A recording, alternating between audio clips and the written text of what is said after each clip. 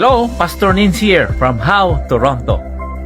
Hebrews 10 verse 36 says, you need to persevere so that when you have done the will of God, you will receive what He has promised.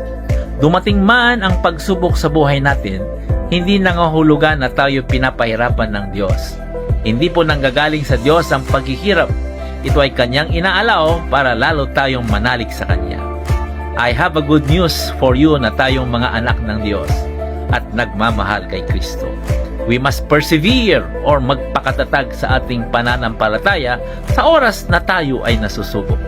Anumang pagsubok yan, mapakalusugan, pamilya o adiksyon, wag kang bibitiw kay Kristo. If God brings you to it, He will bring you through it.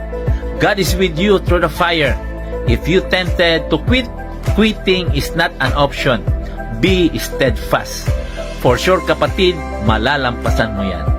Who will stand the test will be rewarded dito sa lupa at masigit pa sa langit pagdating ng araw na tayo'y nasa Kanya.